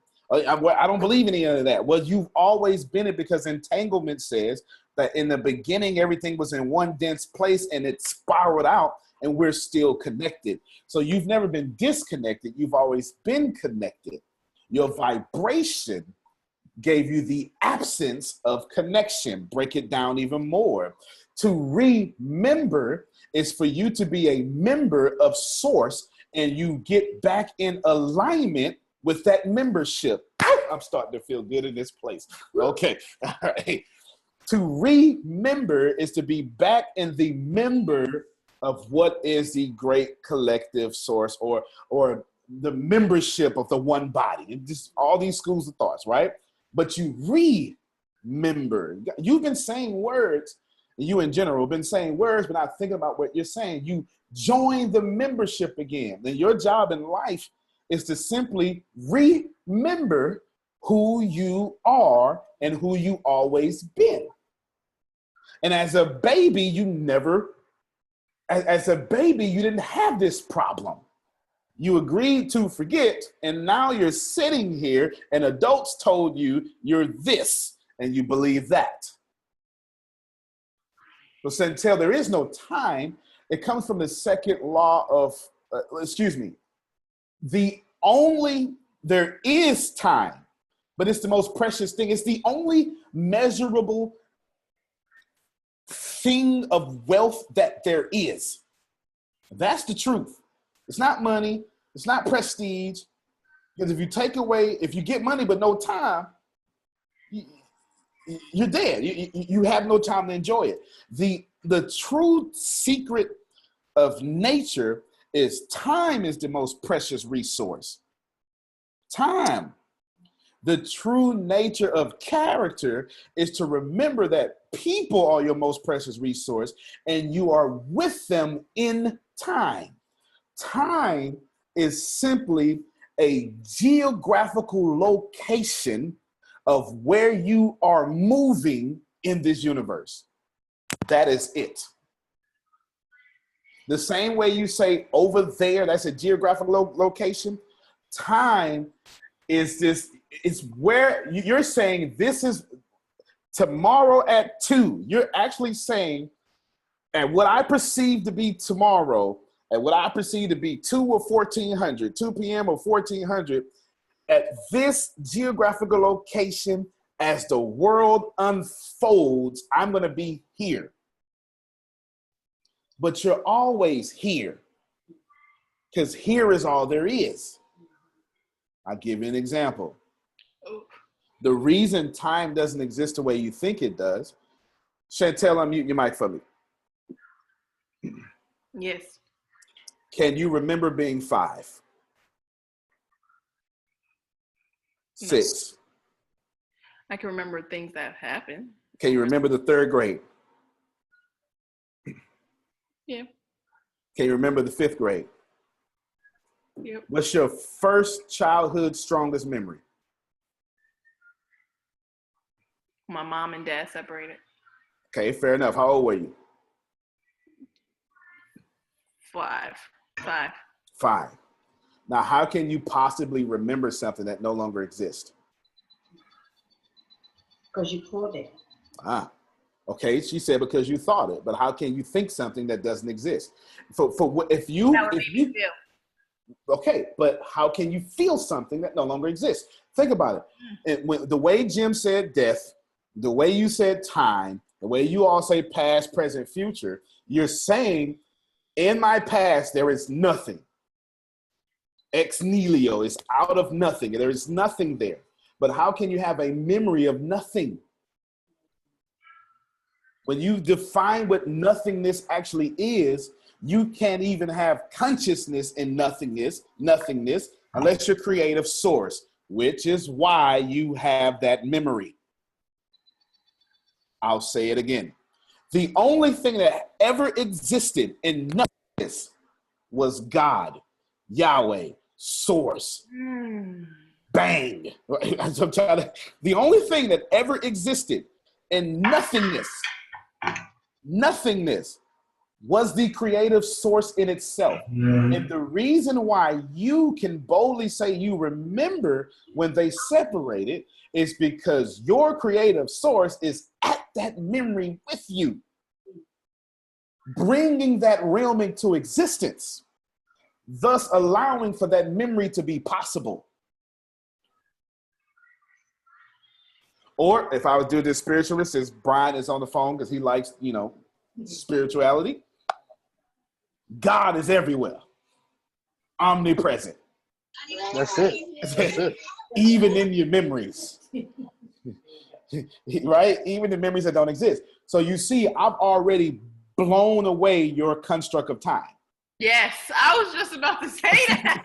Yeah. I'm like, wait, hold on. Let me reflect on this for anybody that may have missed that, because I got you, Jim. I see you. I see you. My question, was looking at time the way I was looking at time. Not my question with time and how I use time in the question, but my perspective on time. And how you just, okay. In the beginning, there was time, and time was with time, and time was time. Antonio, can I jump in here a second with Chantel? Sure. Just to see if I heard you, Chantel, when you were talking about older individuals such as myself, et cetera, were you talking about like the maturation process of a thing, the development of a thing, the processing of, like, for instance, you get saved or whatever, but walking it out into sanctification or whatever, that's a process, or the miraculous versus something going through a process to develop to a higher level? And then you say, why does it have to take so much time? Right. And I told her it doesn't take Yes, that time. is what I meant. Yeah. It doesn't take time. It is an illusion.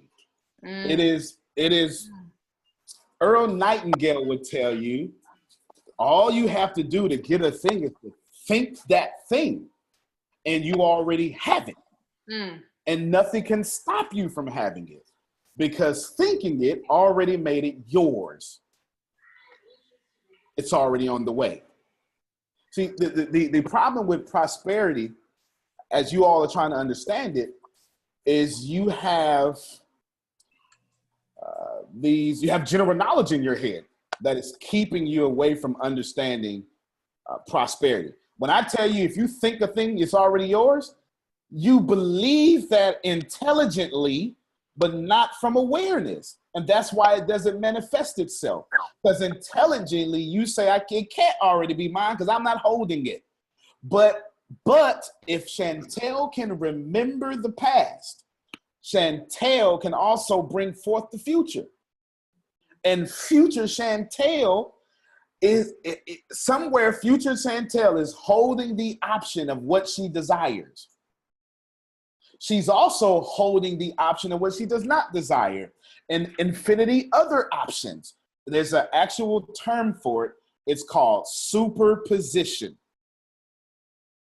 One word, superposition together. Superposition says, this is a quantum physics. You don't get to deny superposition. It is hard science.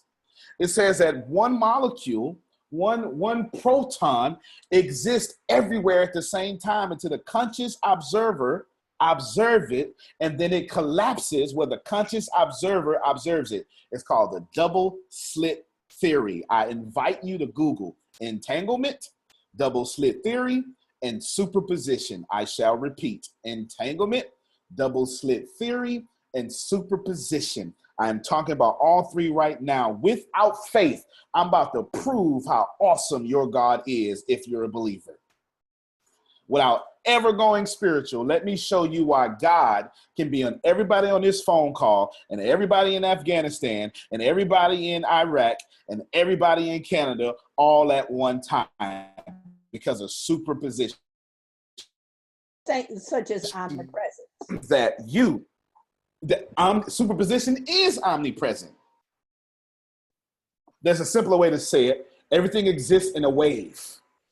And the moment you consciously observe that wave, it collapses to a particle. But the wave is infinite possibilities. The particle is the one thing that your auto-suggestion allowed you to collapse upon. You will only ever collapse infinite possibilities to your level of belief or your level of awareness. I invite you, Google this. I am not making this up.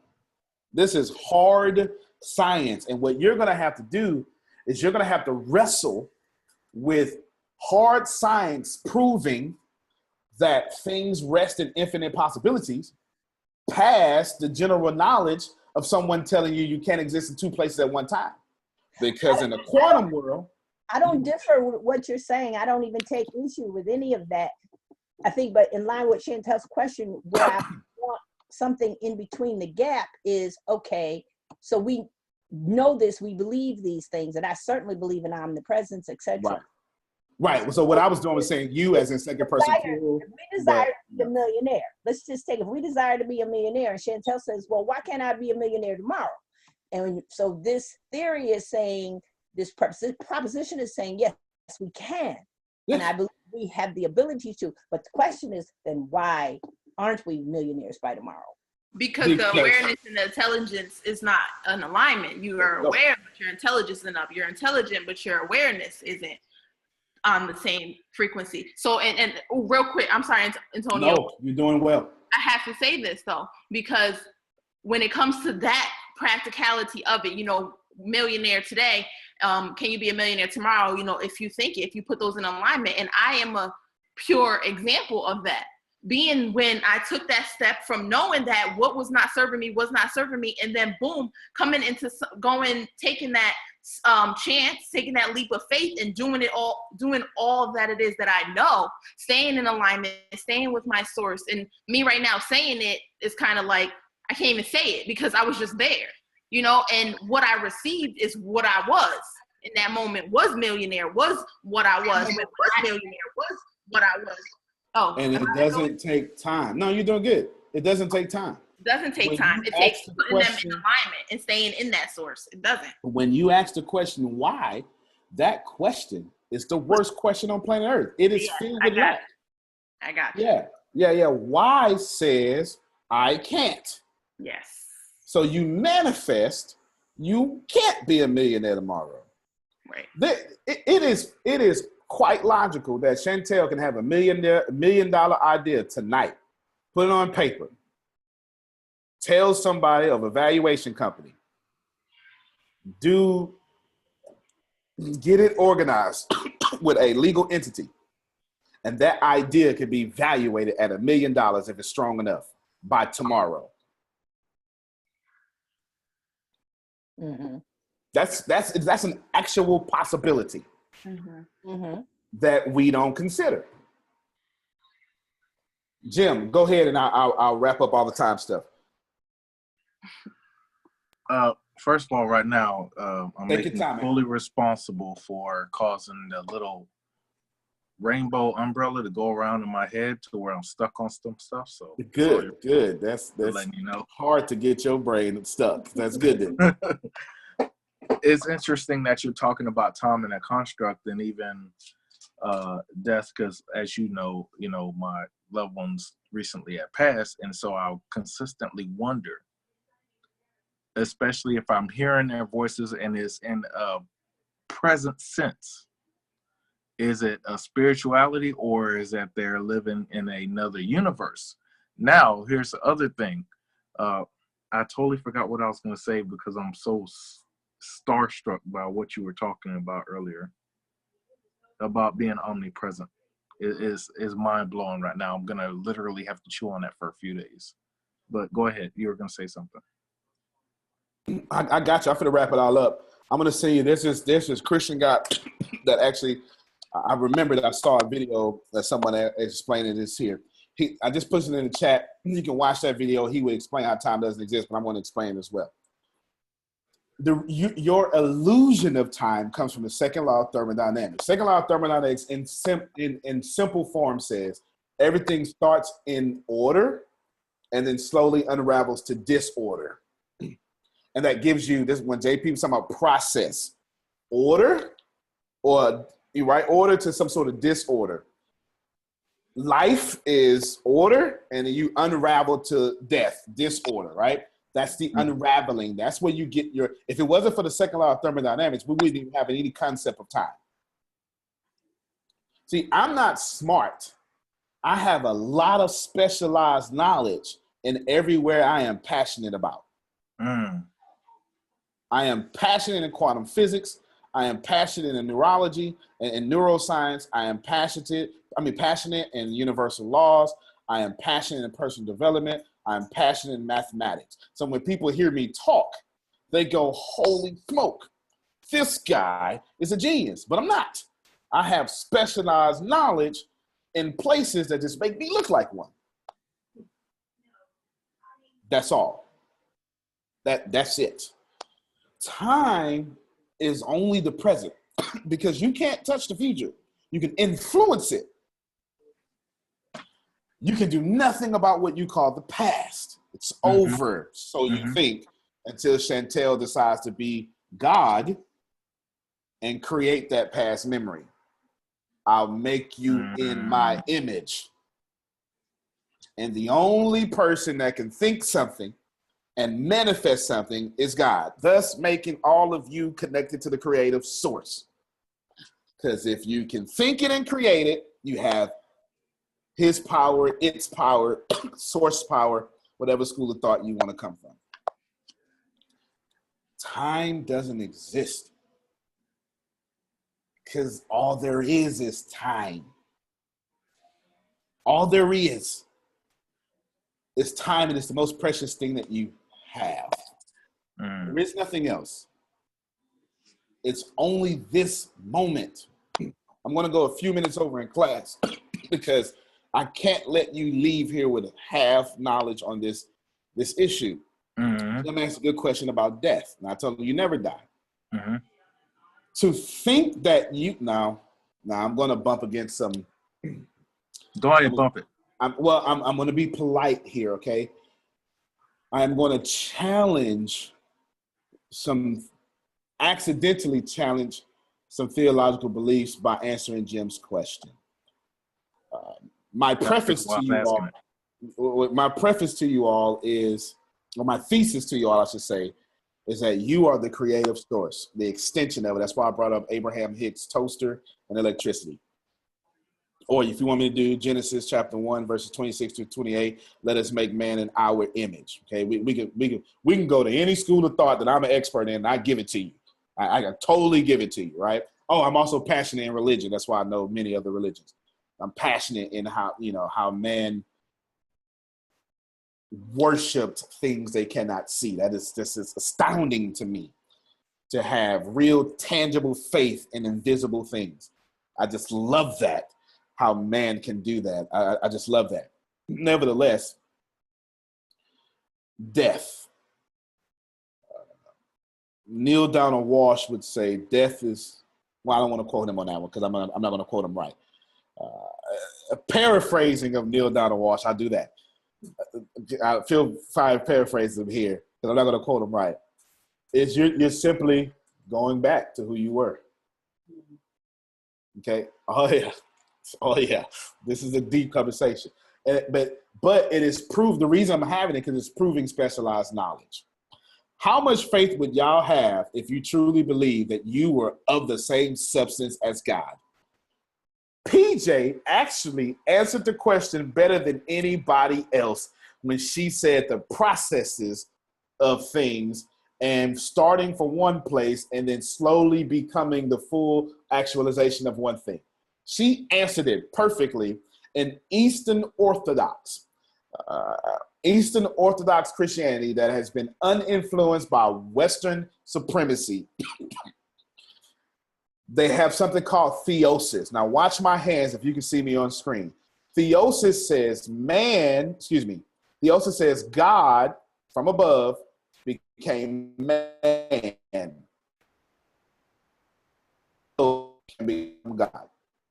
The whole understanding. Did I break up really out there? Yeah, you messed up the whole internet with that. Oh man. Okay, here we go. Here you go. Theosis says that God from above came below to man, so man below can go up and become God. Catholicism believes that. Even Protestants believe that. You say he came from above, so we can go to him, but I won't be God. Well, think about this for a moment. You're going to be perfect, sinless, and able to look at the Father face to face. The only other person who can do that is Jesus, who is God. Okay? God from above became man, so man from below can become God. That's called theosis. Look it up. I'm not making this up. That's the process. You get it? Now, back to process, back to specialized knowledge. She answered the death question possible. I mean, she answered it better than anybody else by accident. Because when you die, air quotes, you simply become.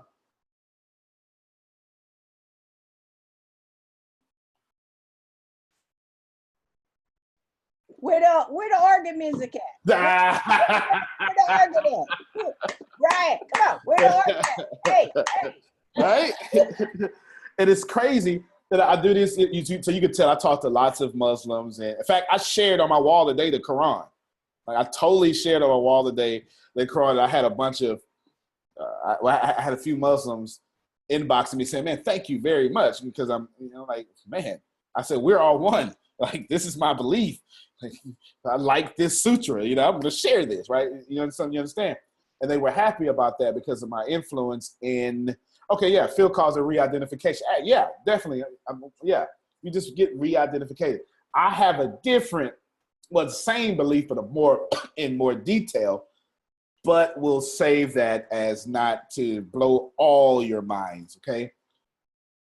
All of this is specialized knowledge. And what I want you to understand is that there is nothing general about the God or source, or whatever you want to call it, or him, I respect, that you serve or believe in. PJ again hit it greatly. She said, well, Tempest. That's awareness. You actually defined awareness, PJ. The more I spend time with Tempest, is the more without her communicating, I know when something's wrong. That's not intelligence. That's awareness.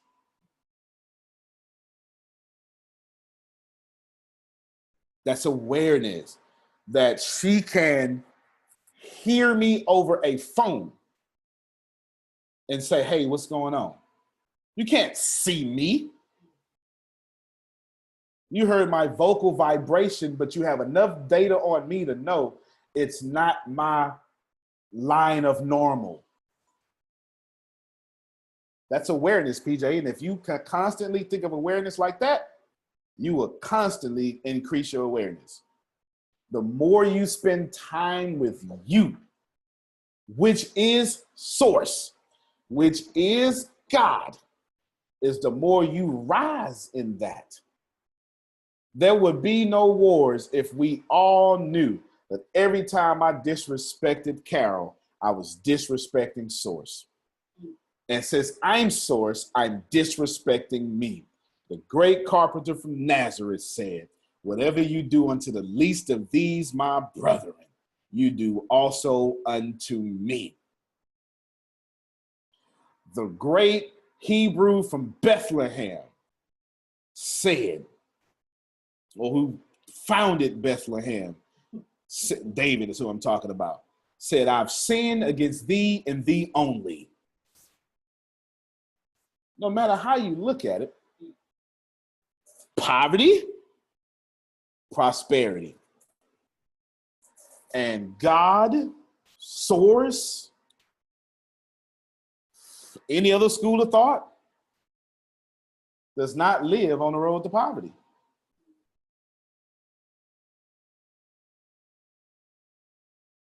He or she or it or source or whatever you want to say only manifest prosperity.